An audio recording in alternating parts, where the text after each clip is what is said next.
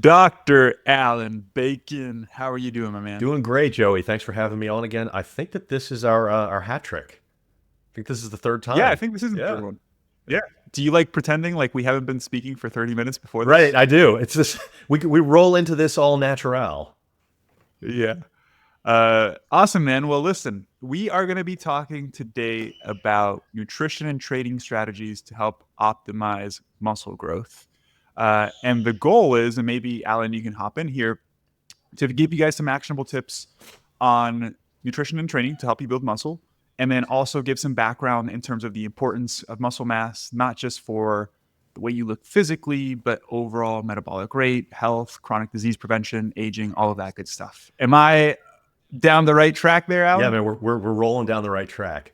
All right, I love it. One of the things that I've noticed, and this is a really important conversation. I think that this talk is going to give advice. We're going to get towards, laying the groundwork, talking about a little bit of mindset, and then we'll get into specifics about recommendations that both Joey and I have for setting up your nutrition to be able to optimally build muscle. And I want people to really understand that even though I'm going to be talking about health and longevity for quite a bit in the beginning, these recommendations will optimize lean muscle building for everybody. I mean, if you're a 20-year-old that just wants to get Mhm. jacked, if you're an 80-year-old that just wants to be able to pick up your grandkid, or just wants to be able to go on a hike, or just wants to be able to get off the toilet, all of these things will work because irrespective of your age, the same type of strategies have value. And so there's a little bit of nuance in how you do it in different stages of your life, but the general rules still hold true. And we'll get into some of those things. I wanted to talk about this specifically because, particularly in today's atmosphere, I mean, all of the past many decades, people have really focused on fat loss as being literally the only sign of health and how they should always be moving towards improving themselves. And I think that fat loss is a wonderful thing. I mean, adipose tissue itself can lead to unchecked systemic inflammation that increases, inflammation-inducing adipokines, which cause a whole host of negative health effects. But for most people, if you're not in an obesity realm, it probably makes more sense to focus on how best we can build high quality lean muscle mass through nutrition and weight training. Because if we do that, the physique aspects will start to work themselves out over time anyways, and it's much more sustainable and it's much more fun. Living in a calorie deficit for your entire life is extremely draining. And I'm sure that you can relate to this, Joey, but you see this a lot with clients. And this isn't to say that what people want is wrong. This is to say, when we work with enough people over enough time, we constantly hear, I just need to lose body fat. And sure, in the beginning, that might be the right move. For many people, it might not. Um, and guiding the person to what's the right choice for them is really important. But whether or not fat loss is your primary goal or whether it's your primary need, at some point in your life, maximizing lean muscle gain and strength are probably very important things. They're key determinants of human health over the long term, even independent of aerobic training. And on, Yeah. go ahead. No, sorry, I didn't mean to cut you off. It's there for some reason your video is a little bit choppy on my end, so it's hard to tell when you're done speaking. So I didn't mean to interrupt you, and I'm sharing this because if I do interrupt you again, it's unintentional. It's the Hawaii internet. Yeah. Is it? It must be. Yeah. I did a podcast, Alan, with Bill Maeda, Mhm. and he's out there in Maui, correct? I think I'm he not is in sure where he Maui. is actually. Did you have a little bit of an internet connection with him? And no, like not a little bit, Okay. like the worst. Okay. We had to stop and start like 3 times because he would just lose complete connection, like fall off. But yeah, I love everything that you're prefacing here because I feel like when most people, maybe not most people, and I think the atmosphere on this is shifting as well as people start to understand the importance of muscle for health. But whenever people talk about muscle or building muscle, I feel like oftentimes a lot of people immediately think bodybuilding or they just think that it's for vanity, like wanting to look a little bit better, right? And sure, those are benefits, but the truth is that muscle is incredibly healthy. Mhm. And it's not just about losing body fat. It's not just about weighing less. It's really about the balance between how much muscle and how much body fat you have as a main determinant of health, right? So like the concept of body composition comes into play here and not just focusing on weight loss. Mhm. I wanted to crack a joke. Am I allowed before we get into more Yeah, man. science? Anytime, go. You mentioned earlier getting off the toilet, right? Mm-hmm. Dude, my wife tells me to get off the toilet every morning. I spend too much time there. I think I must be under muscled. I have to let her know. This is a clear indicator that what we're going to be talking about should be taken to heart. I mean, I need to tell her I just need to spend more time in the gym. You need to take care of the kids more so I can just spend 3 hours a day at the gym so I can get off the toilet quicker. We can even say it's doctor prescribed. This is really important for you. Yeah, I mean, doctor prescribed. I think that people really underestimate the benefits of building lean muscle over a lifetime too. And sure, we're going to be talking about things that for like, the average mid 20-year-old, if they're trying to maximize lean muscle, is going to be very helpful. But on average, people lose 0.5% of their lean muscle mass starting in their 40s. It ups to 1 to 2% in their 50s, and then it caps out at 3% annually after the age of 60. But 3% muscle loss every year when you are potentially living until what, about 80 on average? I mean, what is the average lifespan, like 78 at this point? I believe so. It's somewhere around there. It's 77, 78. I mean, this really suggests that for the large majority of people, unless they start valuing this type of thing, sarcopenia is going to be a very real issue. And we see rates as high as 51% for sarcopenia in the most problematic populations. I mean, in people that are in things like assisted nursing homes, sarcopenia rates are insanely high. Now, part of that is one of the reasons that they might be in the assisted nursing home, but losing your own functionality will prevent you from going there in the first place. And so this is an extremely important thing, and I want people to understand that muscular strength is inversely and independently associated with all-cause mortality, even after adjusting out things like cardiorespiratory fitness. And I bring that up because people will say, okay, well, I want to be healthy. I want to really benefit from these types of things. So what I'm going to do is I'm going to start going for a run. Going for a run is incredibly beneficial. It does not replace strength training. It does not replace building lean muscle. Particularly when we look at these rates of muscle loss over time, this is one of the biggest things that you can do. And for a natural lifter, you had said, not everybody wants to be a bodybuilder. Spencer Nadolsky, I almost said Carl. Spencer Nadolsky has that great quote, being worried that you're going to get bulky is like worrying that if you get your driver's license, you're going to become a NASCAR driver. It's not going to happen to an actual like normal person. Like you legitimately have to be training at top notch for many, many, many years.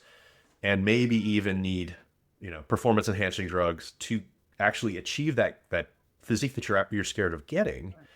So rather than being worried about this, or rather than undervaluing this, maybe what we need to do is we need to start looking at banking as much lean muscle as possible right now is the path to a longer life, but a better life for that length of life. I mean, having a longer life, all these people really focus on when they look at this longevity stuff, because longevity is a big kick right now, particularly in podcasts. They look at what can I do to slow cellular aging? What are these little minute micromanaging of like telomere lengths and all that bullshit?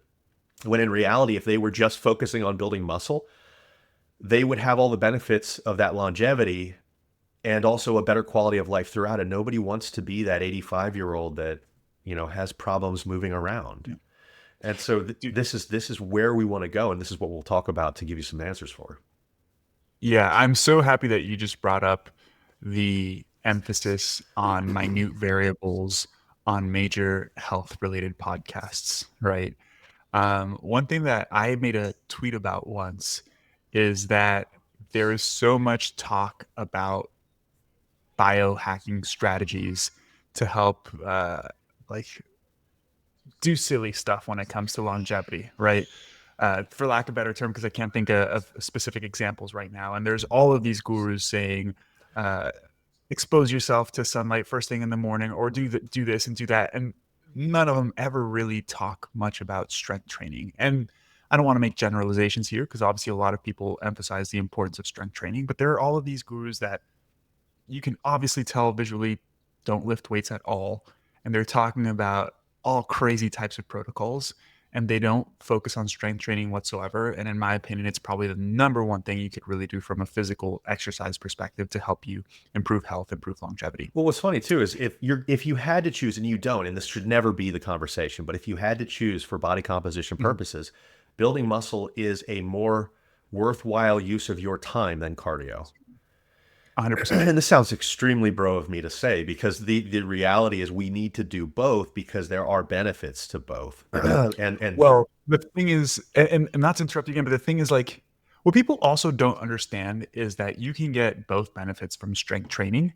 You can't necessarily get the strength training benefits from cardiovascular exercise, right? Like, Alan, if you superset stuff, which is something I really enjoy doing, if you superset two big compound movements, you're going to get a pretty good cardiovascular stimulus as well. Sure, it's not going to be as cardiovascular stimulating as like going for a run or doing some high intensity cardio based training, but you're going to get a decent cardiovascular workout as well. Like, you're not going to have shitty cardiovascular health if you strength train intensely and you're doing big compound movements and you're supersetting stuff. So it's a better bang for your buck, right?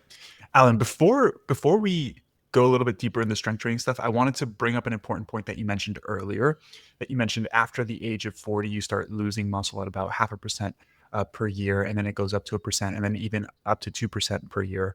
And I 3% by think 60s. 3%. Yeah.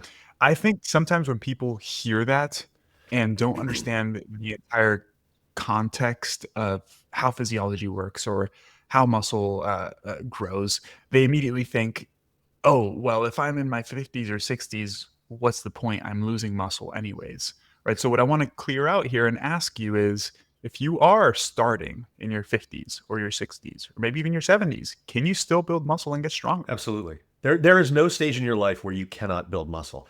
Now, having said that, let's put a caveat there. If you had been a regular weight trainer for decades before, maybe you're not adding on, significant amounts of lean muscle at that point, but you will retain that lean muscle much more readily. If you're starting out at that point, even if you had started out years prior and had been off for whatever reason and are now coming back to it, you're going to build significant amounts of lean muscle. You're going to improve strength, and that's going to impart all of those benefits that we look for from these strength training routines. So, there's no situation in which this is a waste of time, or that you're not going to get a payoff from this. As long as you're making sure that your protocols are in place, as long as you are working, in proximity to failure with your working sets, which is a major issue for most people when training, as long as you're doing a proper volume, as long as you're sleeping, as long as you've got your nutrition under control, these things will pay off. So if you've got questions on how to do this, this is where you talk to somebody like Joey or I to be able to get a lot of these guidelines. We're going to cover some today, but there is nuance to it. And setting this up in a proper manner is probably going to be one of the best investments that you can possibly make in yourself and your health. All right, let's get into it. Should we start talking about, do you want to give some more background info in terms of the relationship between muscle and health and how muscle can help reduce the risk of chronic disease? Do you want to talk about some mechanisms there? Do you want to go directly into some nutritional strategies, some training strategies? Where do you want to go from here? I want to sell the benefits, because I think that Okay. I think that there are a lot that people don't understand, and I think that if we can understand what we're going to get out of it, we're much more likely to do it. Saying it's going to improve your health and longevity is great, but that only seems to work when you're selling a supplement. That's the only time that really grabs somebody. If I told you it's going to make you live longer if you take NMN or NAD, everybody will buy it, despite the fact that there is no evidence that this translates to actual longer life in living humans. But when we talk about the simple things that actually work, we have to convince people, and it is absolutely wild that that's the way that the world works, but that's how it is. And so there's a ton of benefits to building skeletal muscle that are not age dependent. Very important. And because this is exactly what you just asked about, or exactly what you were highlighting, because I know that you knew the answer, but you're highlighting this because we want people to understand that there is a very real benefit for everybody that engages in this. One of the biggest things that I think that people should realize is that there is a massive reduction of injury risk and immobility. And this is where we were talking about the improvements to quality of life over time. If I had to ask you, and I know that you know the answer to this, but if I had to ask you what Gen Pop would say, if I said, what is the best thing that you can do physically to reduce injury risk and improve immobility, what do you think that they would say? Stretch. Yeah. I love that. I love that we're on the same page there. That is the absolute wrong answer. But this is whatever. Probably what has like the least effect. It has the least effect of anything that you can possibly do. Stretching does not reduce injury risk.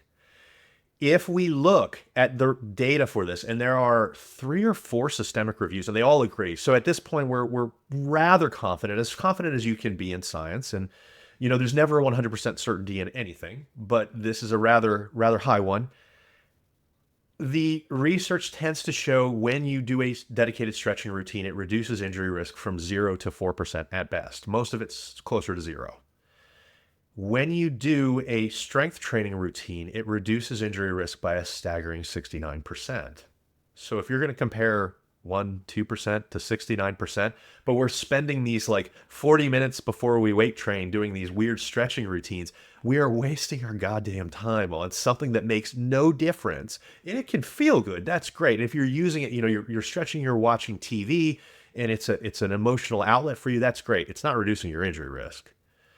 And Yeah, so, I want to chime in here really quick with the injury risk thing, and particularly what you mentioned earlier about mobility and flexibility, and even just like joint pain and like feeling like you can move without being worried if you're gonna sprain your ankle, for example, right? How many people like you probably work with that are like, man, I'm afraid to do that activity because my knee hurts or whatnot, right? yep.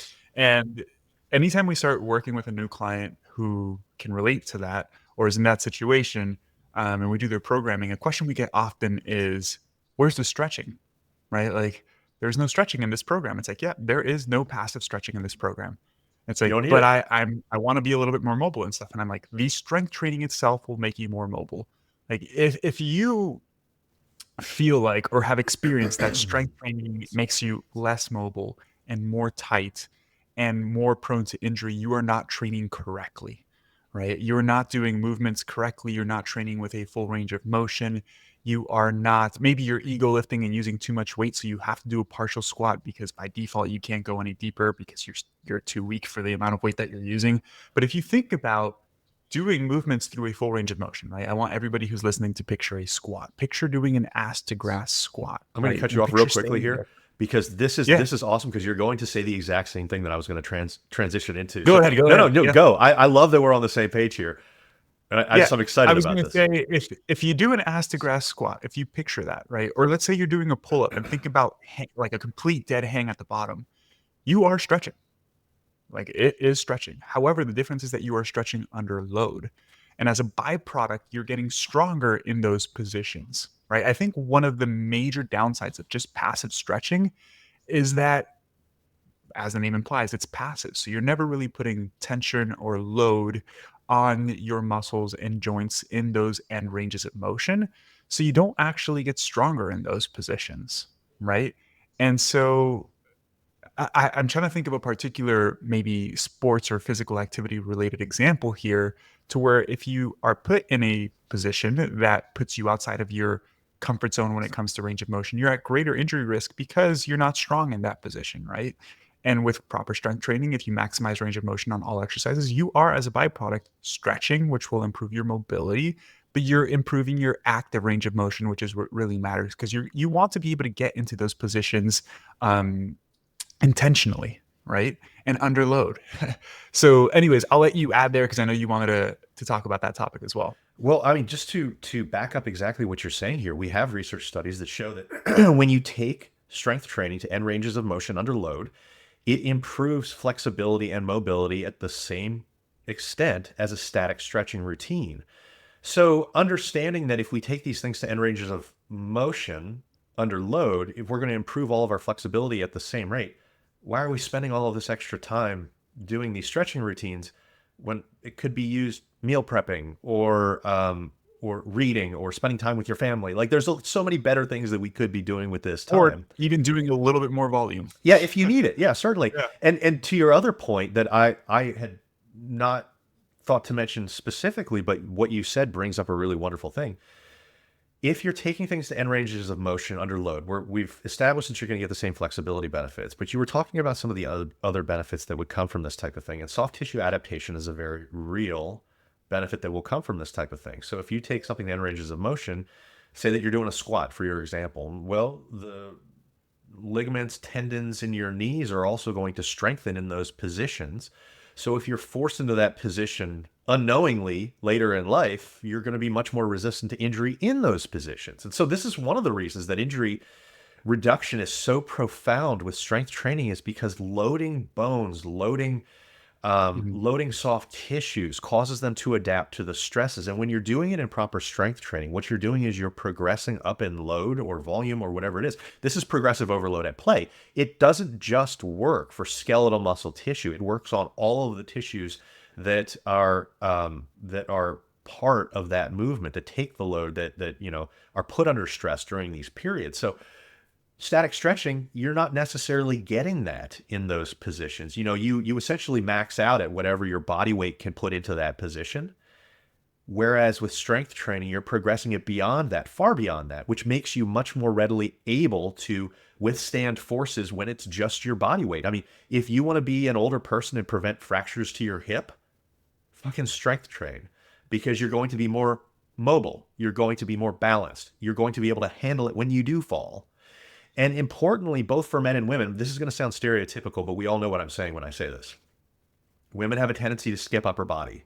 Men have a tendency to skip legs. That's why men have chicken legs. That's why women look like T-Rexes.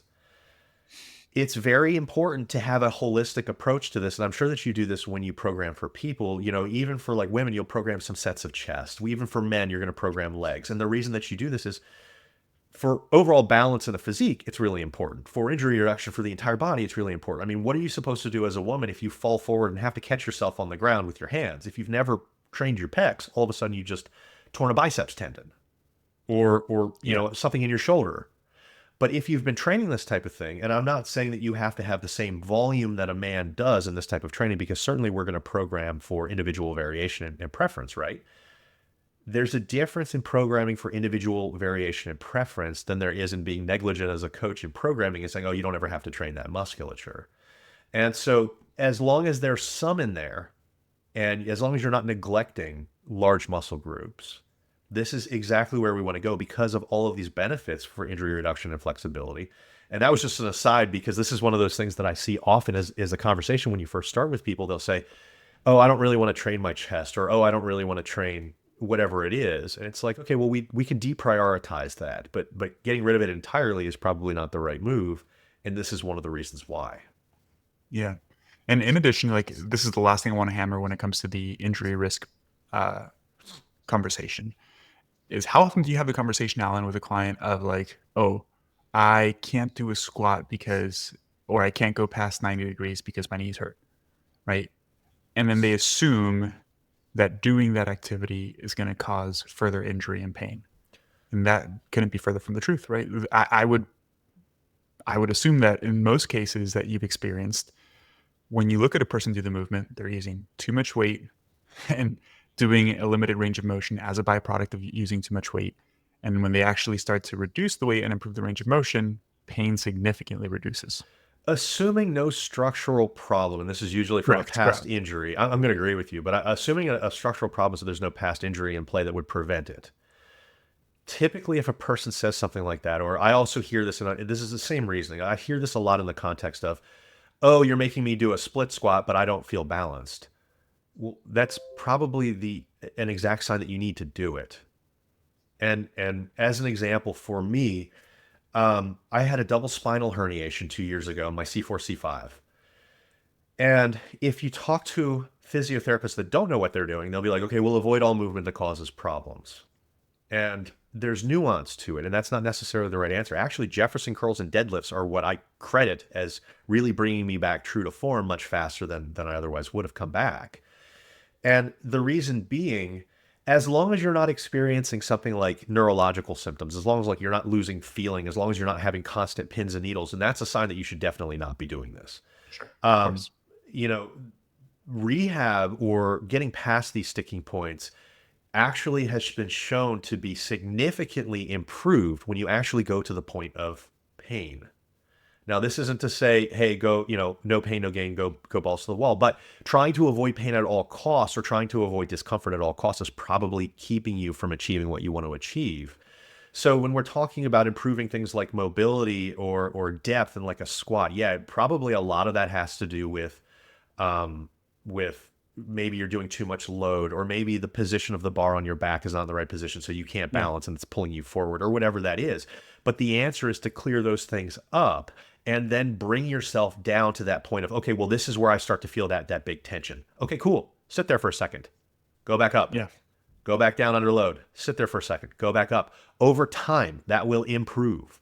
And you don't have to go from, your super 90-degree angle to ass to grass immediately, but understanding that Yeah. constantly pushing that is the right way forward. And same thing with like the unilateral leg movements that people try to avoid at all costs.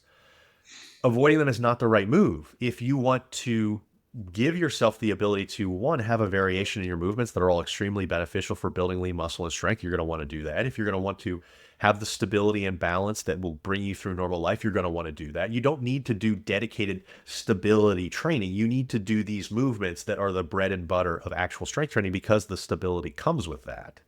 If you Yeah. build muscle and strength, that translates functionally to every activity that muscle engages in. So there's a lot of people that try to differentiate, okay, well, this is functional training, this is non-functional training. That is bullshit. Bodybuilding and strength training is potentially the number one most functional type of training that there is, because there's two different things that will increase functional ability. One is the neurological component. That is doing the exact movements that you want to do. So if you want to get better at basketball, you don't do half squats. You play basketball. You don't do Yeah. these weird movements. If you want to get better at baseball, you don't do this like weird dynamo movement where you're like just pulling on a weird bat. You play baseball. That Yeah. neurological component is extremely movement specific, extremely. So even if things are similar, that doesn't necessarily translate to them, moving over, because when you're swinging a baseball bat, you're not swinging against 60 pounds of resistance. So that's not a translation to how it's going to work in function. So outside of doing the exact movement that you want to do in its actual proper place, like playing soccer, play soccer, the addition to that will really improve function is proper strength and hypertrophy training. Because like I said, it's the only thing that can be given to that movement that is not superiorly or specifically movement, that will translate to all the movements that muscle does. So this increases your function in everything that muscle engages in. And this is shown in the research over and over. This is why even things like machine movements have the same functional translation as free weight movements to functional fitness.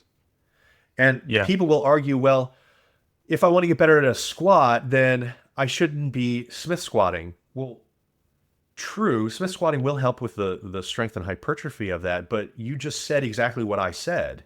If there is a specific movement that you want to get better at, you have to do that specific movement. Yeah. But that doesn't mean that squat, barbell back squat, and Smith squat don't both translate to jumping in the same manner, because they're different. And so people get really confused about this shift to functionality. And I want to emphasize, just like you're talking about all these other adaptations, this is really important to understand, because we can make the best use of our time, gain all the benefits, and then not have to pay for some of these, essential scams that are all over the place online, because we're looking for some magical choice. And this almost goes Yeah. back to like a biohacking feel, and that, okay, well, we're going to hack the movement system. And unfortunately, that's not how it works out in practicality. Yeah. Now, aside from mobility and injury risk prevention, I think it's also probably important to talk about the fact that if you have more muscle, it's easier to stay leaner, Absolutely. right? Because we have people who obviously have aesthetic-based goals too, and that's important if it's important to you. And it's so funny, man. Like, I have conversations with people on social media all the time where they're asking for help or some guidance with their goals. And I ask them, what's your goal? And they're like, I'm trying to lose fat. And I'm like, okay, what are you doing? And everybody immediately just brings up nutrition, like exclusively nutrition almost, right? I would say 90% of the time they're like, well, I'm trying to do, and then the things they do are funny, right? Like, I'm doing low carb or doing this or whatever. But nonetheless, their main focus is nutrition. And especially I see this very frequently with women who are either peri or postmenopausal. And obviously hormonal changes occur, obviously changes in lifestyle occur. But one thing I hear commonly is like, it's really hard to lose these last 10 pounds, right?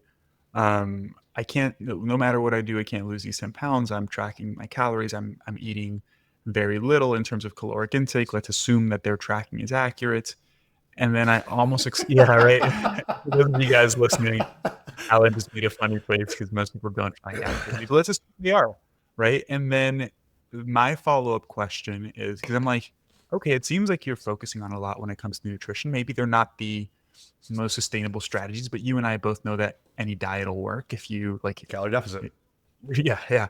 And if you stick to it for a period of time, and then I almost always exclusively direct the conversation towards, well, are you focusing on building muscle at all? Like, do you strength train?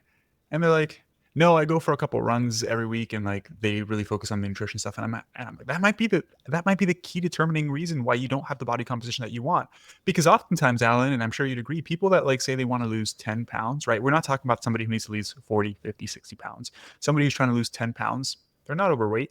They probably don't even need to really lose weight itself, right? They probably don't have much excess adiposity. In a lot of situations, these people are severely undermuscled. Mhm. And I've seen it working with clients where it's like, hey, weight doesn't even change, but you haven't trained before. Let's focus on some nutritional strategies. Let's start training and progressively overloading your training, and body composition changes dramatically, right?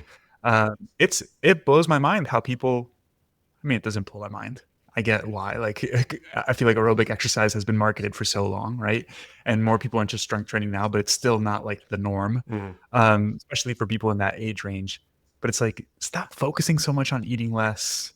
Focus on building muscle. If you put on 10 pounds of muscle, you're going to look leaner, even if you have the same amount of fat, because it's relative, right? Body fat percentage. Mhm. And then also you're going to have slightly deeper energy expenditure. You know what's one argument that bothers me, Alan, when people are like, 1 pound of muscle only burns like an additional 15 calories. So it doesn't really help with staying lean. And it's like, yeah, but you're just looking at the effects on your basal metabolic rate. And if you add 5 to 10 pounds of muscle, that's, it could be 100 calories a day, which is significant. But then also you feel better and you move more and you burn more calories through the actual activities that you do, right? And undoubtedly, if you build muscle, it will be so much easier to stay lean, and you don't have to restrict your food intake as much. You can eat more food, which helps with cravings and makes the whole process way easier. I mean, in a practical sense, you're 100% right. And there's a lot of variables that add into this. I mean, when you flex a muscle, it secretes myokines, which improve Mhm. mood, cardiovascular, brain, and metabolic health. I mean, when you resistance train, your muscles actually release extracellular vesicles with something called MIR1. And that's really interesting because MIR1, it's stored in the muscle cell. When it's in the muscle cell, it prevents building lean muscle. So when you lift weights, it actually releases that from the muscle cell, which is great. You just unlocked your ability to build more muscle. But then what's really cool is it travels to adjacent adipose tissue and it upregulates lipolysis.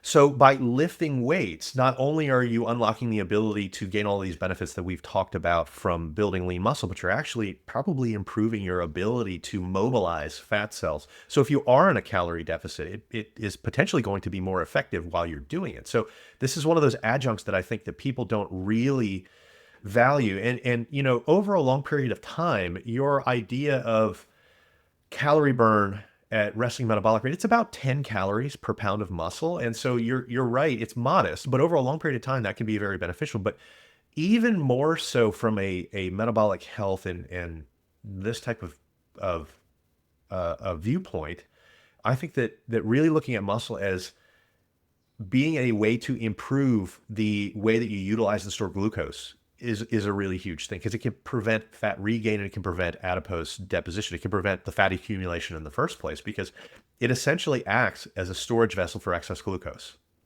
And so by having bigger muscles, you have a larger amount of storage capacity that when you bring in excess glucose, you can store it there rather than storing it in adipose tissue. So you can store it there rather than fat cells. So it acts as like a sponge that soaks up excess blood glucose. And this is one of the reasons that we see people that have more muscle are much less likely to have metabolic issues. They're much less likely to be pre-diabetic. They're much less likely to be diabetic. And so you'll often see people where, certainly excess obesity is going to make you prone to diabetes, but you also see those skinny fat people being somewhat prone to diabetes. You see skinny fat people having pre-diabetes quite often. And the reason that Yeah. they have it is because they don't have the muscle to prevent it. Even though they seem thinner, they're wearing a shirt, they look okay. These are the exact same people that would benefit most from spending a year or two or three building muscle first before even worrying about losing body fat. And if we could actually switch that idea up in people's minds, we could get a lot of benefit from this and you might be able to get to where you wanted to be in the first place. But when people talk to you, all they say is, I want to lose fat and I want to gain muscle at the same time. I mean, I literally hear that every time somebody signs up, and it's a wonderful goal, and I think that we should be working towards that. But maybe trying to do both at the same time is not necessarily the right move, because to be able to reliably lose body fat, we have to be in a calorie deficit. This is just to reliably do it. Now, you can do it at maintenance, but it only tends to significantly happen at maintenance, where you can gain muscle and lose body fat at the same time under 4 conditions. 1, if you're brand new to training. 2, if you're significantly obese. 3, if you're returning from a long layoff and you had been trained before. Or 4, if you're on physique enhancing drugs. So if we go into this knowing that there's all these benefits to gaining lean muscle, and that if we're in a calorie deficit, if all we focus on is the fat loss aspect, and even calorie deficits as low as 200 to 250 calories below maintenance have been shown to cause loss of lean muscle in some people. Now, typically when we do cuts, between 250 to 500 is pretty much a safe range, as far as we say, okay, well, this is a great place to be in a full cut. But usually when you're in those ranges, the right expectation is not that you're going to lose body fat and gain muscle as long as you're outside of that beginner stage. It's that, okay, well, we're going to lose body fat and we're going to minimize as much muscle loss as possible during this period. And so for people, as a general rule, I like to say, okay, well, if you're a man over 20% body fat, or maybe a little bit more, if you're a woman over 30% body fat, and you can do visual assessments to do this with comparative things online, it's probably best to focus on losing a little bit of body fat first. If you're between 10 to 20% body fat for men, if you're between 20 to 30% body fat for women, this is where we start to get into that conversation of, okay, well, maybe it's probably smarter to focus on banking as much lean muscle as possible. And maybe that means I'm not going to be in a calorie deficit. Maybe that means I'm going to hover around maintenance. Maybe that means I'm going to be a little bit in a calorie surplus to be able to achieve this for quite a long time before I really focus on losing that body fat, because maybe that's not the right move to get to where I want to be. Yeah. And I want to add here too, because it's so population specific too, right? And the difficult thing when we do a podcast is that there is a whole host of different people listening to us. And I like touching on this concept of building muscle and losing fat simultaneously, because, as you mentioned, for somebody who is pretty new to training, you can see some really cool improvements in body composition and accomplish a decent amount of both simultaneously, just because it's such a novel stimulus, right? And for that person, even if they're, let's say they're a little bit leaning more towards muscle being more of a priority than fat loss, and even just staying at maintenance, you don't have to be in a surplus whatsoever, right? Like, even being at maintenance, you can see some pretty awesome improvements in muscle mass if you're newer to lifting. If you care a little bit more about fat loss, being in a very slight deficit, we also see in the research that even if you're in a slight deficit, you can build muscle if you're optimizing training. And one other caveat I would like to add to this, Alan, is when it comes to improving body composition, a fifth category I'd add there is improving lifestyle related habits that influence things like recovery and muscle accretion, right? Because I see this often with clients as well who maybe they're not complete beginners to the gym. They've been training somewhat regularly, but they're not really focusing on some important nutrition related variables. They're not sleeping really well. They're overly stressed. It's like, if you tackle some of those things, your physiology is going to be in a better place to prioritize muscle growth, Body right? composition can If you're, certainly improve, and yeah, especially with slight exactly. sleep and stress relief. Exactly. If you're chronically getting bad sleep and now you start to improve the quality of your sleep, even if other things don't change, you'll probably see some cool improvements in body composition. If you're not eating sufficient protein, if you're not, I always bring this one up, and I don't know how much of a effect it plays, and it probably is a really small effect, but having overall high quality diet, in the sense of like getting phytonutrients, making sure you're eating adequate fiber, making sure you have good digestive health so you don't feel super bloated in the gym and you can't push yourself because you're feeling uncomfortable. Making sure you're not deficient in any sort of micronutrient. Particular phytonutrients can help in the recovery process as well. Like, if you optimize some of these very small variables, you can probably also see some pretty cool improvements in body composition, right? I was going to also mention optimization to training, right? Because so many people, Alan, like, even though they've been training for a while, They don't train they right. don't have the education or experience. And so, like, if you optimize the way you train as well, you can see improvements even if you don't necessarily change your body weight, right? Things that we were talking about before. We know that range of motion is important. We know that making sure that we're putting tension on our muscles when they're lengthened is important. We know that training with the appropriate intensity is important. One thing I talk to clients about often is like, you see their training logs and it says 20 pounds, 10, 10, 10 reps. It's like, why'd you stop at 10, right? The intensity factor isn't there. They're like, oh, I thought I just had to do 10 reps. Like, no, you do until you cannot do with good technique, right? Yeah. And obviously there's some caveats there and nuance there as well.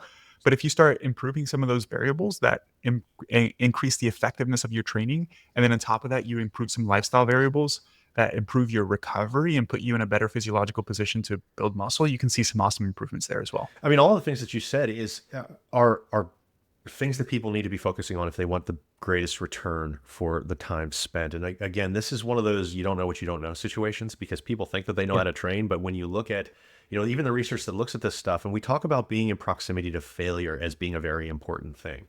Outside of the rope beginner stage, you should probably be between 0 to 2 reps in reserve. That's 0 to 2 reps away from failure to really see consistent strength and hypertrophy improvements. But the problem is, if we actually look at the research, people are on average off by 5.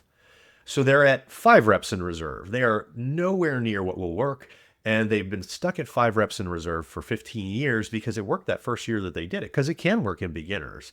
But once you're outside of that beginner stage, it stops working because you're essentially not putting progressive overload into play. And this is from the very first working set. If you are not struggling at the end of your first working set, you are not lifting heavy enough for the amount of reps that you're doing. So you either need to increase the reps or you need to increase the weight. But I think that one of the things that you touched on here is kind of a really cool topic. I mean, you talked about improving your nutrition.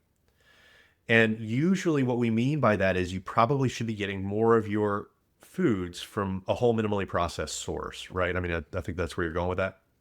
100%. And a variety. I mean, both you and I are big proponents of an omnivore diet, lean proteins, fruits and veggies.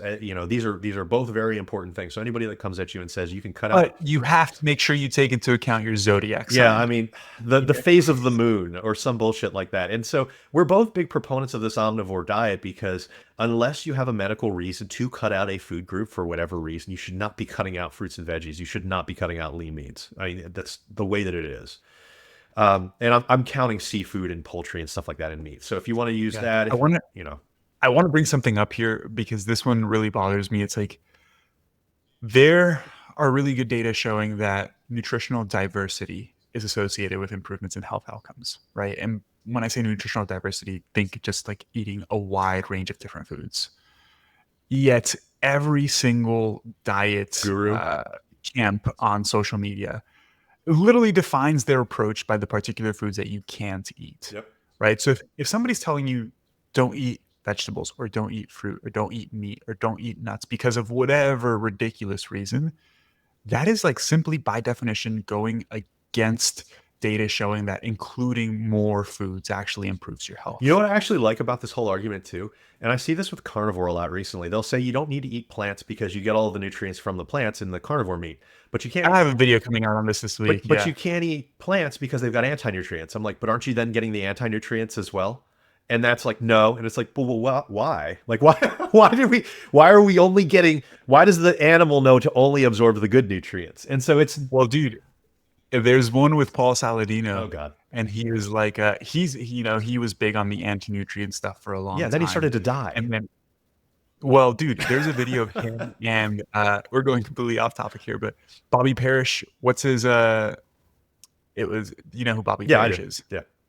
What was his previous like catchy name? I can't remember. I know exactly who he is. And I always wondered, like, why would you follow somebody that clearly doesn't appear to know anything about health and is only using fear as his way forward? But I can't remember the exact name that he used to use. Anyways, they had a video where they're in the grocery store, of course. With shirts on actually. Yeah. And Paul grabs some grass-fed, I think it was like grass-fed chicken or grass-fed steak or whatever. He was like, this is the best kind of meat that you can eat because since it's grass-fed, it contains the phytonutrients from the plants. And I'm like, dude, just eat the fucking plants. Well, not only that, grass-fed doesn't mean that the other cows weren't fed grass. And this is what people don't understand. Every cow meat that you eat out there has lived a grass-fed diet. When it says grass-fed, that is just what is used in the end stage of life as a finisher. It has nothing to do with what they ate throughout their entire life. So, and even if you look at the nutritional information for these types of things, so if you do a scientific study on it, the difference between grass-fed and grain finished, well, it's grass finished and grain finished. The difference is paltry. It's nothing. And if you're like, they'll say like, look, there's a 200% increase in omega-3s, but the amount of omega-3s in there is next to nothing. It's like me being like, I'm going to give you a 200% increase in money based on what I was going to give you prior, but I was only going to give you a cent to begin with. Yeah. And so it makes no difference in health outcomes. So yes, if somebody's trying to trick you, they'll say it's a 200% greater increase in omega-3s, but they're not mentioning that there's no omega-3s in it. And so it doesn't make a difference. So these people that run around in grocery stores are hilarious because the information that they use to try to convince you is so bunk. And Paul Saladino is a really funny example because he was super, super straight carnivore for a really long time. And then it started to kill him. And so then all of a sudden he started to bring in a little bit more plants and like he's slowly going to switch to a vegan if we give him enough time. But he was vegan. He what? He was vegan. Well, he's apparently bouncing back and forth before being carnivore. Well, seriously, he was vegan before being carnivore. So he was. That's why he went carnivore. I didn't know that. So he was vegan, and that didn't work. Then he went carnivore, and that didn't work. And now he's going to eventually become an omnivore. Is that where we're going? Now he's just eating a normal diet. Oh my God. So the new term, Alan, is eating plants and calling it animal based. Like his animal based pasta is butternut squash. Oh my God. It's like, dude, there's nothing animal based about butternut squash. We need to come up with a new name, a new marketing name for just omnivore and sell it as something different. If we can come up with something catchy enough, it'll work. I think listeners, if you have any good recommendations, DM us, leave a review and let us know what some good names for diets would be. I am dying to become rich off making people healthier. We just need better marketing. Yeah, if we can trick people into doing the right thing, is that unethical? Yeah. So you just gotta need a catchy name for the diet. That's all we need. So the comments about this gets into another conversation about this, and you were leaning towards this when you were talking about having an improved quality of a diet, and typically that means the whole minimally processed foods, and there's a reason for that. That doesn't mean that having some processed foods in your diet is necessarily a bad thing, but the reality is that ultra processed foods on average are hyperpalatable, they're calorie dense, they're nutrient devoid, and they have a low thermic effect of food. And I think that people tend to be aware of all of those outside of the thermic effect of food aspect, which can over time make a significant difference. I mean, sure. It's the energy that your body needs to digest and metabolize food, and it can account for up to 15% of your total daily energy expenditure. So when we look at that, I mean, lean proteins increase energy expenditure by 20 to 30% for TEF, carbs 5 to 10%, fats 0 to 3%. But what's interesting about this is that it's not just about the macro composition itself. There's something interesting based off of whole foods that have, even when you equate calories and macros between an ultra-processed whole food and a whole food, an ultra-processed food and a whole food, the calories burned from digestion increased by about 50% for the whole minimally processed foods. I actually wasn't aware of that. Yep. Even when macronutrients are matched. Yep. Can you share that? Do you have, like, later, not right now, but I would love to make a video on that. Of course cool. I do. All right. And you get nearly double the calorie burn from digestion and absorption. And so, this is one of those things that it probably lowers glucose-induced fat storage, and ultra-processed food diets have a 51% higher risk of obesity, and this might be one of the contributing factors, not to mention that ultra-processed food diets tend to have a 60% greater risk of low muscle mass. But obviously, if you're getting an entire diet that is probably lower on protein, that's probably one of those mitigating factors that causes some of those issues. But sure. Whole foods simply provide, much more from a nutrient perspective, phytonutrients, like you mentioned, zoonutrients, micronutrients, cofactors, fiber. And this combination of the food matrix is probably why we see an increased thermic effect of food. This is probably why we see some of the outcomes that we do, not to mention all of the benefits that these foods bring to us. But I want to emphasize that nutrition is an interesting science to study because it's notoriously difficult. It's notoriously difficult to get people to eat certain foods. It's notoriously hard to get people to monitor and stay consistent with it. So even when we run studies over long periods of time, which is cost prohibitive to begin with, whether or not we get reliable information is very questionable, because in a free living society, people are just not great at sticking to a diet. And so I want to emphasize the fact that there's a lot about nutrition that we don't know. And there's an interplay of nutrients that we're not aware of in whole minimally processed foods. And so as long as we base the majority of our diet off of these whole minimally processed foods, we probably have some room for ultra processed foods. But this is not a hard set rule, but what I like to usually tell people is anywhere from 80 to 95% of your diet should be whole minimally processed foods. Now, this is going to be dependent on sustainability for you. This is going to be dependent on goals. This is going to be dependent on how you're reacting to it. And this is going to be dependent on preference. A person that is in a contest prep for bodybuilding is probably at the 95% mark. People that are extremely small, so you 5', 5'1" females that have significant goals in physique, you really want to be able to show abs, you probably need to be up above 90. And it just has to be that way because relatively you have less calories. So me as a 225-pound man, 200-calorie Snickers bar is going to affect me a lot less. It's going to be 5% of my daily intake versus it might be 25% of your daily intake. And so you being off is off of the adherence percentages is unfair, but neither of us can break the laws of thermodynamics. So that's just the way that it is. Sorry. And this is why when you look at your husband who can have, a few slices of pizza multiple times a week and he doesn't gain fat, but maybe you do, it's because it's relatively a much higher percentage of your daily calorie intake.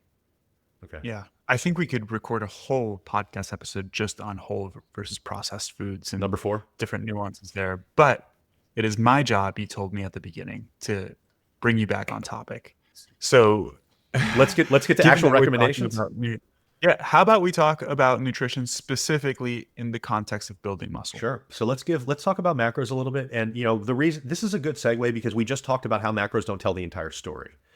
However, we can use macros as a guideline. We know that we're going to be using mostly whole minimally processed foods. So let's give you some numbers so you can actually set up a diet to be able to succeed in this manner. So like we said before, assuming you're at the 10 to 20% body fat for men, 20 to 30% body fat for women, these are numbers that you're likely going to, when you do all the math, you're probably going to be at maintenance or maybe even slightly above.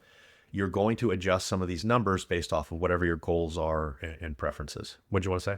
Alec, really quick, how about we start off even by prefacing what the hierarchy of importance is in terms of nutritional variables, and then we can start with most to least important from there. Okay. So depending on how you want to look at it, calories and protein are at the top. So calories are at the top if we want to talk about weight loss or weight gain.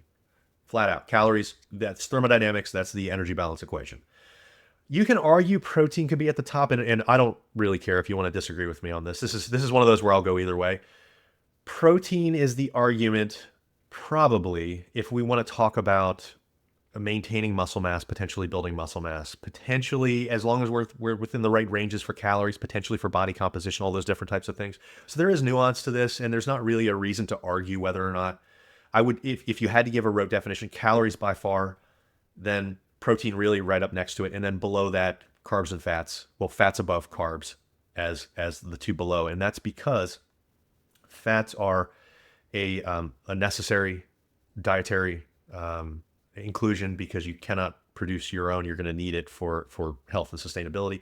Technically, you don't need carbs, but they come with a lot of benefits. So anybody telling you that you immediately need to go keto because that's the answer to your problems is probably missing the forest for the trees.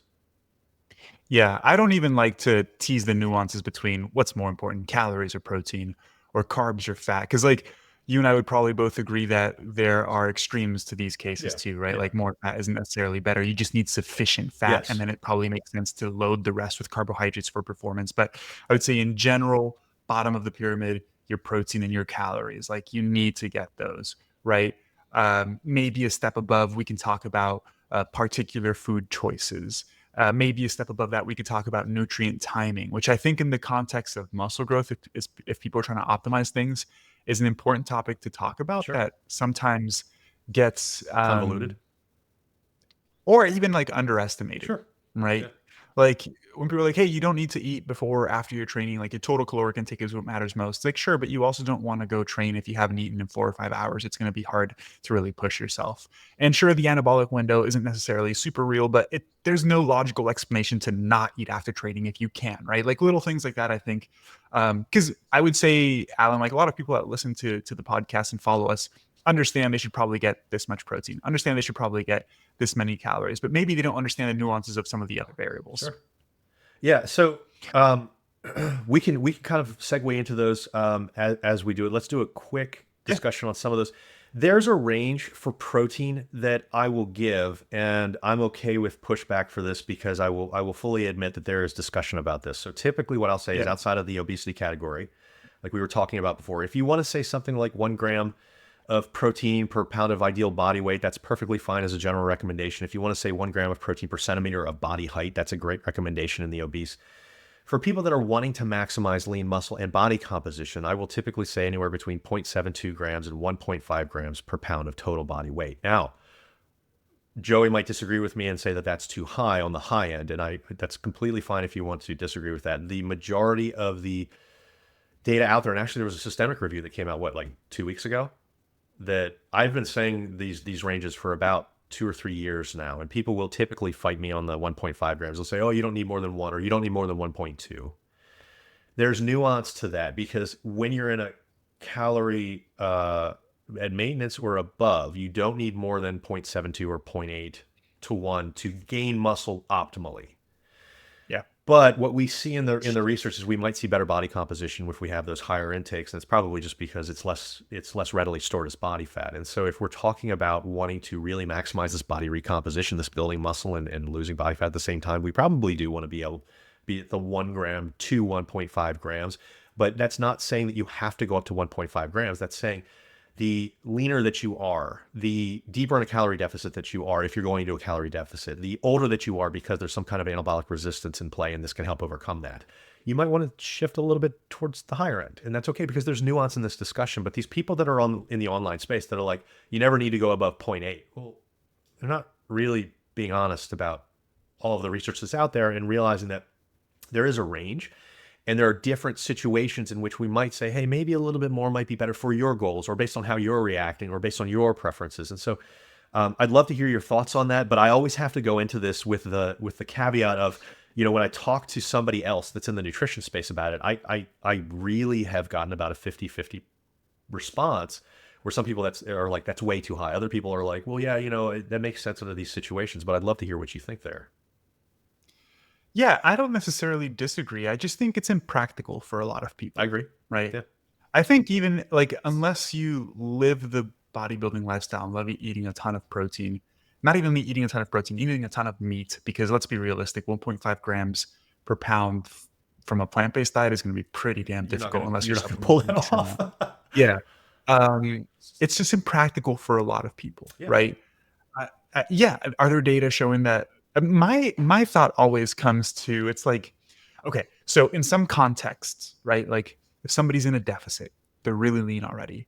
Could that person benefit from eating more protein? Sure, but then I also always start to think of like, how much is that protein displacing other essential nutrients that could be beneficial for performance and recovery as well? Like you mentioned, nutrition is muddy. It's hard to study these things in a very controlled environment. Nonetheless, to be able to study the effects of particular nutritional interventions on muscle accretion takes a long time as well, right? Because we want to be able to do it long enough to see an actual effect size, and muscle growth is a super slow process. And if we're talking about people who are really lean and muscular, those are people that are growing muscle at a very, very slow rate. So it's something that's really difficult to study. Yeah. On top of the Again, fact that I'm not. we're not sure all the time when we're doing these studies if they're using the proper intensity, they're using proper volume, they're sleeping Yeah, properly, which is all necessary to get a clear yeah, picture of what the nutrition is doing. So just to your point of it's exactly. really difficult to study, it's really damn difficult to study. Yeah, yeah. And listen, I like you like getting nerdy about these things, right? And in some contexts, yeah, more protein makes sense. For most people, you could probably get away with 0.8 to 1 gram of protein per pound of body weight. In practical recommendations, I usually tell people go no lower than like zero point 0.7, right? I say, hey, if you really care about building muscle, if you want to be in a slight deficit, if you can get to about a gram, great. I typically never recommend much above that just because of the population that I work with in particular, right? I have no, I But have no qualms with people saying that. I think that you're yeah, directly on, you're within yeah. the range. And I think that I think anybody listening to you as a source of information is getting good information. I also would say it's silly to say that there are no context or no evidence to support that higher protein intakes may be beneficial in some contexts, Well, I mean, because there is. just to put things into perspective, this is not a prescription of you have to do this. This is what the Yeah, research shows. And so, if we look at this under the context of, okay, well, what should we be telling general population? What does the research show? Maybe it's a better general recommendation to say 0.72 to 1.2 or 0.72 to 1 or whatever it yeah, is, because that's where most people are going to fall. And I don't disagree that that's probably where most people are going to fall. We're just covering what the research is actually showing these days. You can make the decision for yourself. And if you're finding that after we talk about the other things that it's impossible for you to maintain the other things that we're saying, well, yeah, certainly go a little bit lower because you're still going to be within the right range. But the yeah. really good thing about all this is whether or not you choose the higher range or not, there doesn't appear to be any health hazards or health concerns with higher protein intakes. And this is something that we really need to bring into play because a lot of times, even with the 0.72 or the 0.8, you'll get doctors that will tell you, oh, that's too much protein, your kidneys are going to fail or whatever it is. And I want to tell you that this is a misinterpretation of what the literature says out there. And what's usually happening is either the person has misinterpreted it or the doctor has misinterpreted it. Because what happens in medical school is there's discussion in nephrology courses about how if you have kidney damage or if you have kidney failure, too many amino acids in the diet can be problematic for the kidney. And that's true. But that doesn't cause the damage itself. It exacerbates a problem when you're not filtering correctly. So for somebody that's out there and they're completely healthy and they're like, Joey told me to eat 1 gram of protein per pound of body weight. And your doctor's like, Joey's stupid. Well, Joey's not wrong. It's your doctor has misinterpreted the situation. And we even have data that's looking at I think it was over 2 grams. It's higher than the range that I gave. That it's like 2.2 grams per pound. I think it was Jose Antonio stuff out of the ISSN that looked at it for over a year, and it had no negative effects on kidney function. Now you will see some things raise, like bun levels will raise in blood work. And so your doctor may inadvertently think that your kidneys are having a problem when they're not. It's the same kind of thing like when you take creatine and creatinine goes up a little bit and then your doctor's like, oh my God, you're out of range, but it's a non-pathologic rise. And so if you have a doctor after, talking about all this, realizing that you don't have these issues, if you've got a doctor that's fear-mongering this, what I would recommend doing is getting a second opinion. Don't take our word for it that you're completely fine. Get it looked into, but go get a second opinion from a doctor that works with athletes, because oftentimes you'll find, okay, that's a non-pathologic rise. This isn't a problem. We know that now that you're eating this much protein or now that you're taking this amount of creatine, we'll just use this as your new baseline and we'll monitor this moving forward. And usually that's the right answer. Well, what I wanted to say, Alan, is what people don't understand is that these markers of kidney function and the vast majority of biomarkers that we look at are proxy measures for something that may be going on, right? Like elevated bun, urea, whatever, however you call it, isn't necessarily indicative of kidney damage. Right. Elevated bun can be indicative of kidney damage in a general population, because all of these standards are based off of the general population. Right. And when we talk about the general population, you also have to take into account the behaviors of the general population, right? People in the general population are not eating a gram of protein per pound of body weight. The reason protein increases urea is because we excrete nitrogen through urea in the urine, and protein has nitrogen, right? All amino acids have nitrogen, so you're consuming more nitrogen. Right. If you are somebody who eats a lot more protein than the average person, then yeah, your bun levels are going to be elevated. I would, it's the fact that these standards are based off of general population data. There's nothing wrong with that. Right. It's how we develop standards. But you could probably develop standards for a population of people who eat a gram of protein per pound of body weight, right? Because we could also say that it is a non-pathological elevation, but there's probably a certain degree of elevation that is indicative of underlying kidney issues. And it's also not fair to say, like, don't worry about it at all. It's just the standards aren't developed for that population in particular. Yeah, I'd be willing to bet for all these people that don't have a pre-existing condition that they would be within a standard range for an athlete. But like you're saying, we're just using a range that is not appropriate for you because you're different than the average person that sits on a couch.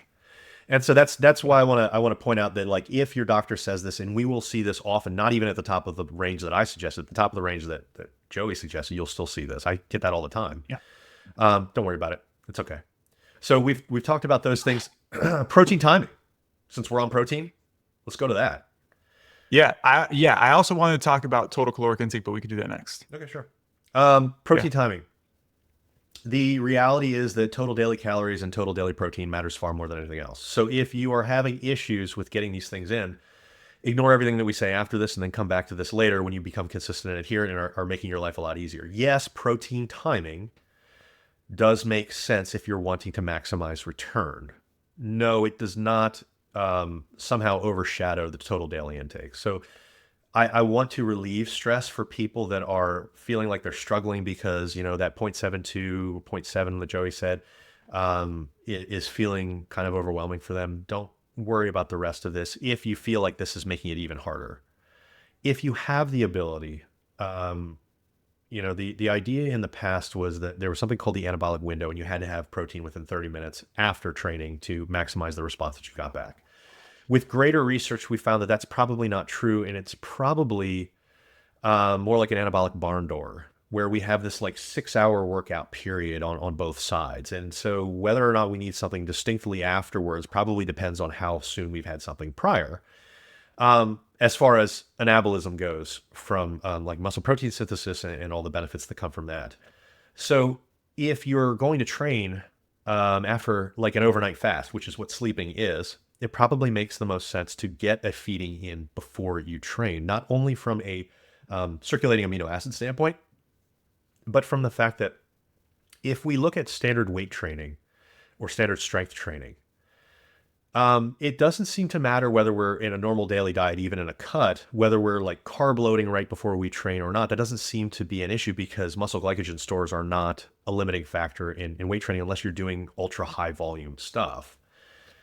But there does seem to be a benefit potentially to protein and even more importantly to satiety, because if we look at studies that compare isocaloric equated situations, the situations that use foods that are more satiating tend to yield better strength progress and performance in the training bout itself.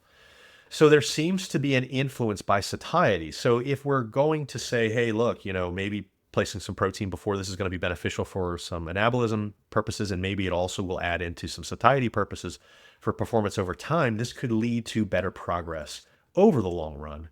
And so this could be a reason to do that style of protein timing or nutrient timing. And we could also argue, okay, well, if I'm going to be training fasted because that's just the way that I enjoy training, and I've certainly worked with people like that before, they're like, I cannot eat something before I train. Well, then it probably becomes more important to have a protein feeding soon after you work out than if you had had something prior. If you had had something prior, you probably have a couple hours afterwards where you still have a window where things are going to work out just fine. There's not going to be any downside to having before and after. There's no negatives to this. If that fits within your daily, calorie intakes and it fits within your daily protein allotments, and that's the way that you like to do it, that's perfectly fine. But there's nuance to this, and it's dependent on the feeding window around that time period. What do you have to add? Yeah. Yeah. I mean, when it comes to protein timing, the way that I like to talk about this as simply as possible is, and again, I'm talking about variables in hierarchy of importance for protein timing, which in the context of all variables is not even close to the most important, right? But first and foremost, I would say independent of how many times you eat per day, try to have an even amount of protein per feeding. That makes it easier. Probably doesn't make sense. Yeah, it probably doesn't make sense to get 200 grams with your breakfast and then not eat protein throughout the rest of the day. Beyond that, if you can evenly split it in about maybe 4 feedings or so instead of 1 or 2, probably a little bit better. And then if we go a step beyond that, like Alan mentioned, pre and post training, but also maybe even having like a small protein feeding immediately before bed. There's not a ton of evidence to support the efficacy of this. I think a reason why is the variables that you mentioned earlier, like how difficult it actually is to measure an effect when it comes to some of these very minute variables. But from a common sense standpoint, if you're going 8 hours or longer, right, without eating before bed, because you don't have dinner and go to sleep immediately. Like let's say you have dinner around 6 p.m., 7 p.m., go to sleep by 10. You're going 10, 11, 12 hours without eating anything, it probably makes You're sense to have. you also think very highly of people's sleep schedules. Well, that's my sleep schedule. No, that means you're doing it right. I was laughing internally because all I'm thinking is like when my clients check in and they're like, I got 4 hours of sleep. I'm like, shit, this is Dude, I am like out by 10 p.m. every night. I go to bed at 8. But I Yeah. also Oh, I that's get up at 5 a.m. I mean, that's why when we got on this call, it was 7 a.m. here for me. okay. Yeah. Cool. Cool. Yeah, I get up around 6:30 ish. Go to sleep around 10. So wouldn't even say I get 8 hours of sleep because my son wakes up a ton, which is one of the reasons why I quote unquote sleep for so long. But protein. If you can have some protein before bed, it's probably a decent idea too. Now, again, I have a hard time because I like being transparent about these things. I have a hard time saying that you're going to see a noticeable physical difference in terms of muscle mass accretion if you focus on these things to a T versus like kind of do them, right? Because it's such a minute variable um, that it probably doesn't make a big effect. But for those of you guys that want to optimize building muscle and just enjoy living this sort of lifestyle, these protein timing related variables probably make sense to include if they don't make it super burdensome. And I think actually, Alan, like you mentioned earlier, some of these things actually make it more practical and easier to hit your protein intake, like spreading it out evenly from meal to meal. Yeah, I mean, and it's Um, interesting too. It also depends on the phase that you're in, and I wanted to bring up that meal frequency when the phase that you're in actually probably has a differential effect. And what I mean by that is, if we're trying to lose body fat, and we look at the research, even about 2 meals per day can maintain lean muscle and allow you to lose body fat just fine. I mean, this is the conversation between, okay, well, do we need to eat multiple smaller meals to stoke the metabolic fire? And the answer is no, you don't, because it doesn't make a no, difference. 2 to 3 meals in a cut probably it is fine. But to your point, when we're trying to maximize lean muscle return, 3 to 4 meals or maybe even more, depending on how you structure that. Depending on what your total daily protein intake requirements are, because for bigger guys, it might be a little bit more, but splitting it up into at least 3 or 4 meals is probably a smart move. So to back up what Joey was yeah, saying, I think that's very smart. There's nuance to this, and we're kind of getting a little bit nerdy about it. But I think that as your general recommendation, it's a really good thing. But it's interesting when you talk about these things because the research is pretty much in agreement for these purposes. So you try to do the best you can as far as these spacing and timing things. And like Joey said, maybe this isn't going to be the make or break for you, but try to get to these as best as you can and yeah. realize that there's multiple ways to do this. I mean, even the pre-sleep protein. I just did a reel about this on Instagram with all the research that's currently out there on this, like literally last week. And if you look at the research currently, there is no research that suggests that adding pre-sleep protein will increase results compared to just getting it during the day. However, having said that, there's no negatives to doing it. And like you said, there's a difficulty in understanding some of the nutritional nuance because of the restrictions that we have. So if you're really wanting to focus and you want to do everything that you possibly can, maybe having some pre-sleep protein is a smart thing to Yeah. do, unless it fucks with your sleep. And so if you're constantly getting screwed up sleep because you have to do this, maybe that's when you kind of move it away. But otherwise, it's probably a smart move because there's no negatives to it outside of the. My postdoc mentor actually did some research on this because he did a lot of a couple of studies actually on pre-sleep protein, and one was looking at effects on sleep quality. Mm. And it doesn't seem like a small bolus of protein, at least in general for the majority of the population, results in any adverse effects when it comes to I sleep. agree with you. And this, yeah, it was literally just like a 30-gram bolus of protein as a like low volume smoothie type of thing. Um, so yeah, obviously if somebody's super sensitive, dude, I had a buddy in college, side story here, who could not eat like practically anything within like 2 to 3 hours of going to bed. And if he ever did, he would like have to lay face up in bed for like 2 or 3 hours before being able to go to sleep. Actually, no, I got that wrong. He wouldn't be able to lay in bed Does because he have I would make GERD? fun of him all the time for it. Did he Huh? have GERD? I don't know. He definitely had some sort of digestive issue because he was always messed up. Yeah, that Never sounds went like to an acid reflux issue. Yeah, never went to the doctor though. So who knows what it could He have has been. an This is he like has an undiagnosed acid reflux issue. He's just living with it. this is one of my closest friends from college, and this is the type of person. I mean, this would happen all the time. He would come over my house with his dog and leave without his dog. and then call me like an hour later and be like, dude, I forgot my dog. And I'm like, yeah, man, I've been chilling with your dog on the couch. I was wondering when you were going to come back for him. Okay, calories. Yeah, let me Let's talk let about me hear where you calories. want to go with this, because I want to see where you're leading. Yeah. So I actually had a in-depth conversation with Eric Helms on the show about this topic in particular, because he had, even though it's just one research study with a small sample size, but showing some pretty cool results indicating or suggesting that higher caloric intake doesn't necessarily result in more muscle mass accretion, given that you're eating sufficient uh, total calories, right? So his whole perspective is that nutrition, or caloric intake specifically, is permissive towards muscle growth, meaning that you need a certain amount of calories to maximally stimulate muscle growth. But eating beyond that, aka just dirty bulking, doesn't result in any additional like meaningful or detectable amount of muscle growth. Right now, this is one study, small sample size. I don't know if there's been additional research on this topic since, but from my understanding, as long as you are at maintenance or even a slight calorie surplus, you're going to grow muscle pretty optimally. And going from like being in a slight calorie surplus, let's say 200 calories above maintenance, to 500 calories, 700 calories, isn't really going to result in much more muscle growth, if any at all. And it will result in substantial more fat gain. And as a result, you're going to probably have to end your gaining phase slightly shorter than you would like it to, and you're not going to really build substantial muscle because it takes time, right? So my general perspective on this, Alan, is it depends on the individual, but from my approach, I like gaining weight as slowly as possible if somebody's going through a gaining phase.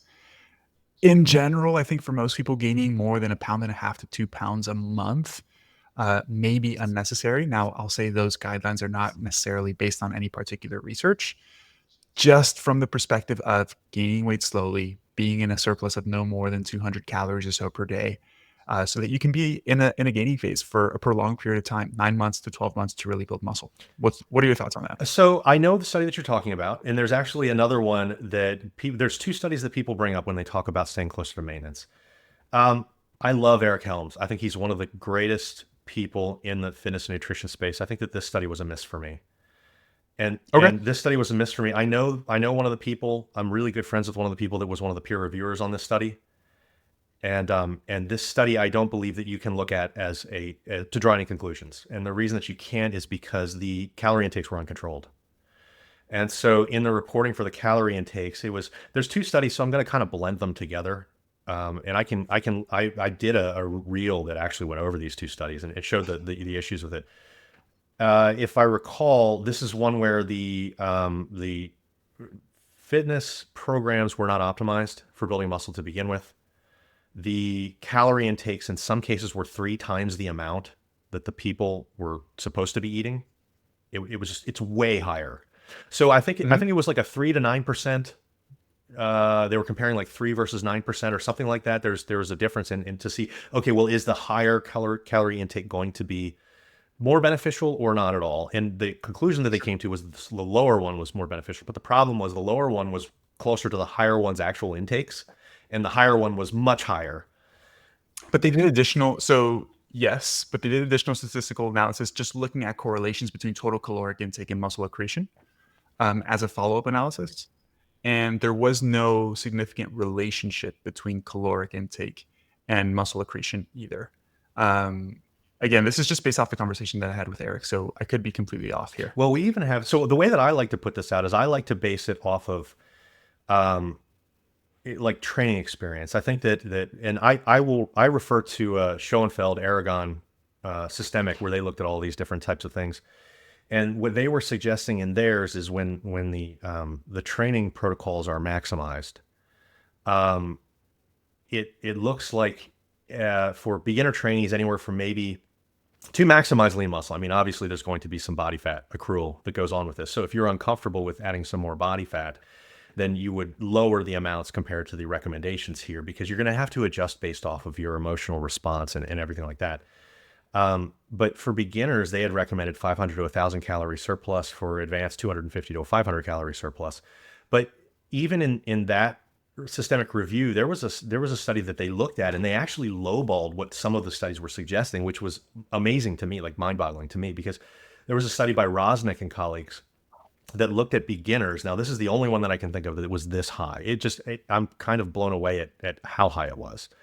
In beginners, they actually had a 2,000 calorie surplus, and they saw exclusively lean gains. And so I am very hesitant to recommend anything up to that high. And even with that 1,000 calorie surplus that was recommended to beginners in that systemic, I'm hesitant to go up that high. But they were even being conservative based off of the research that they were looking at when they gave those recommendations. So I'm kind of the opinion that we probably can handle larger surpluses than we think and maximally gain some muscle.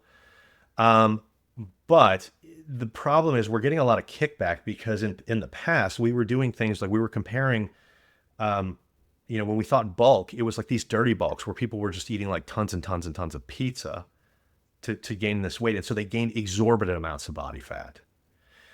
And so what I like to do is I like to tell people, okay, well, instead of worrying about the exact number in the calorie surplus, because we're never really going to know exactly where that is anyways with the way that we do the calculations for this and it's impossible. And there's error all the time. And so that's why it's really funny when people talk about, okay, well, maybe for advanced people, it's 250 to 500 calories. Well, shit, how are we going to tell when you're 250 calories above maintenance? I mean, that's going to look like maintenance to a lot of people. I'm assuming you're going to say you look at rate of weight gain. Rate of weight gain. Yeah. And that's what I would do. I mean, and so whether or not the Helm study is correct or whether or not the Schoenfeld-Aragon study is correct, it doesn't really matter. And so when we fall into that right rate of weight gain, that's where we're actually ironing this out in practicality. And then all these other things are kind of like a scientific, it's a fun scientific anecdote and something to talk to with each other. But yes, I think there is so much inter-individual difference that influences this as well. Right? Yeah, I mean, because you mentioned, Alan, like beginners obviously are way more predisposed to building muscle because it's a novel stimulus. But then I have a hard, just based, again, everything I share is based off my personal experience and the type of person that I tend to work with. I have a hard time recommending eating 1,000 calories above. So do I. So do I. It's a fuck. Right? Like on the higher end, I think I would probably recommend 500, 600 on the high end, right? This would be for somebody who's relatively new, pretty young, can spend the time in the gym, seems like they're pretty receptive to muscle growth as well. And that's what I was kind of referring to in terms of inter-individual differences. Is like, dude, knowing myself and knowing my genetic response to training, meaning like how responsive I am to building muscle, which is not super responsive. I personally have done gaining phases where I'm gaining about 1 pound a week and I put on a lot of fat, even when I'm training really hard and sleeping well and have the time to do it, right? Because my body preferentially just doesn't put on a ton of muscle when I overeat. So like the approach that works for me personally, the most successful gaining phase I've ever had was gaining for 18 months at a rate of like 1 pound to 2 pounds per month on average. So you did, but you did it gain correctly. I mean, most people, like if you tell somebody 18 months, they pull the trigger at like 3 or 4 months in and they're like, I don't want to do this anymore. But theoretically, like I only really gained 20 pounds. Yeah. Right. So like, it's like very slow weight. It was probably a lot leaner of a gain than. Exactly. That's what I'm saying has worked optimally for me. If I were to do that and eat 500, 600 calories above maintenance, I would put on so much body fat. And I don't think I would necessarily put on much more muscle because I know how my body responds to training. Right. Now, there are some people, Alan, and you, I mean, let's just like you're Jack, right? You respond pretty well to training. You might partition the additional caloric intake more towards muscle growth than somebody who responds to training the way that I respond. You're 100% right. So that's the aspect that's hard to tease out from person to person, where it's like, hey, let's say both you and I train equally as hard. All variables are equal. Let's say we're both 500 calories above maintenance. I might partition 100 of those calories, throwing out random numbers here, guys, 100 of those calories towards building new muscle, 400 might be going towards body fat, whereas you might be the other way around just because of genetic predispositions to building muscle. And it's hard to pinpoint that when you're working with general population people who have a ton of other stuff going on too. Yes. And because genetic potential is certainly going to come into play there. training experience is certainly going to come into play there, and also the emotional response is going to come into play there. So Yeah. whether or not we have this data and looking at large populations of people, it doesn't matter per the individual. Yeah. You're going to have to look at what that person's going to be able to handle emotionally. And I can tell you, based off of personal experience, and you can disagree with me on this if you want to, I actually have found for clients it's harder to build than it is to lose weight, because in my experience, losing weight is within 1 or 2 weeks or 3 or 4 weeks, you can see that the scale and your measurements are moving in the right direction. Whereas when you're trying to build Yeah. muscle, I mean, it takes many months to really start to see benefits, and you may feel like you look worse before you look better. And it's very difficult to shift our mindset to, performance based Yeah. progress, Yeah. right? And For so, sure. and so if you've got a person and you're getting the feeling that there is, some like emotional trepidation to adding some body fat or whatever it is, yeah, you certainly go lower on that Yeah. surplus. And I think that's perfectly fine. I mean, the way that I like to do it is I will give my typical monthly rates of weight gain, as far as this is where we get lean gain, which optimizes the return for lean muscle. And this is a general rule because, like we said before, I mean, this can be modified based on the person, but it's about 2% for beginners, the total body weight, 1% for intermediate, and 0.5% for advanced. Yeah. And so you can use that as a guideline, and then you don't even have to listen to anybody about, okay, well, how many calories above surplus do I have to be? Because it really doesn't make a difference, because the rate of gain is what you're going to be adjusting for anyways. And I think that that's probably a more productive way to look at it from a practical and a programming standpoint. Yeah. And I will also add that this only matters in the context of whether or not your training is actually effective. 100%. Right? Because if you're not like optimize your training first, guys, before you think about going into a gaining phase. And this is oftentimes, Alan, also again talking about the difference between science and practicality. Mhm.